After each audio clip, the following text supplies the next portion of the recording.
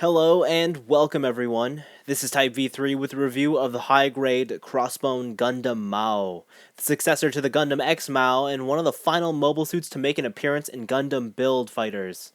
The Crossbone Maoh is, for a lack of a better term, basic in appearance. Apart from the giant skull on his chest, there's not much here that impresses from a visual standpoint. General sculpting and color separation are minimal, though that is true to the artwork. The sole issue here is the gray plastic. It's just bland, and there's so much of it. The navy plastic suffers the same problem too, albeit to a lesser extent.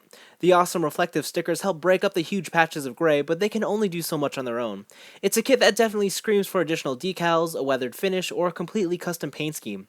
Again, this kit is accurate to its on-screen counterpart, however, that doesn't change the fact that the original design was boring to begin with. All said and done, a straight build will result in underwhelming aesthetics. On the other hand, I suppose with a model as simple as this, you don't have to worry about a very technical build. In fact, due to the low part count, the Crossbone Maoh has to be one of the easiest and quickest high grades to assemble. More time will arguably be spent panel lining and stickering. Naturally, the upside to being comprised of few parts is that this 4.5-inch model kit remains very sturdy in construction. Articulation on this Gundam is fantastic. The neck is on double ball joints, there's a mid-torso crunch, and a waist swivel. Arms are connected on a swing-out polycap. The shoulders have their own separate hinge. There's a bicep cut, double-jointed elbows, and ball-jointed wrists. Front and side waist skirts can each move outwardly to make room for the universal hip joints. The legs have a thigh cut, double-jointed knees, independent ankle armor, and hinged ball-jointed ankles. As for the reflector panels, each are on swiveling hinges. At its core, the Crossbone Maoh has a great setup for articulation, yet it's actually the basic design that allows for the incredible range of movement. Also, with such few parts to deal with, you won't find any pieces popping off when posing. On to the accessories, and this is genuinely the Crossbone Maoh's strongest aspect because of the sheer amount of options you're given. First up are the Gundam's signature weapons, the Crossbone Gun and Sword. These can be held with the default hands and wielded as firearms, or you can add on beam effect parts for melee weapons. Also, the hilt of the sword has notches all around it to give variation for where the blade connects. It's a neat idea, and when not in use, they simply store on the robot's hips. Next up are two standard beam sabers. They're fine. However, you're also given larger effect parts for the beam guns on the mobile suit's back. Thanks to the arm's quadruple joint construction, they can swing around the body for more devastating effects. For smaller weaponry, you're provided with two heat daggers. I'll admit they come off a bit plain and will require some paintwork, but very cool nonetheless. Also, there's two extra daggers meant solely for the Crossbone Maoh's feet.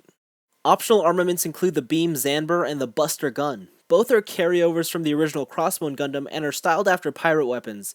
There's included trigger finger hands for the gun, and when not in use, these can also be stored on the hips. Like the originals, they can combine to form the Zan Buster, and you're given a specifically angled right hand to wield the gun properly. Finally, the Crossbone Maoh's last inclusion are a pair of peace hands. With these, the mobile suit can take some epic selfies, and they are debatably the model kit's finest assets. Of course, if none of these accessories interest you, then ditch them. Flip around the reflector panels, open up the skull chest, and activate the satellite cannon. The only downside here is that there are no beam effect parts. The high-grade Crossbone Gundam Maoh is a fantastic little model kit who's been engineered more for play rather than display. There's no denying that the neutral color scheme will cause the Gundam to fade into the background alongside a scene of other robots, but really that's the only drawback. This is an easy build that results in a solid kit with a robust range of articulation. There's plenty of accessories to suit every situation, and the basic mobile suit design doesn't lead to any frustrating or finicky experiences for the user. It feels like a legitimate toy. Much like its predecessor, the X Maoh, this is definitely one of the stronger releases to come out of the HG Build Fighters line. There's massive amounts of fun in the Crossbone Maoh, and with a little bit of time, effort, and paint, there's the potential here for one of the best high-grade Gundams to date. But that's all for me.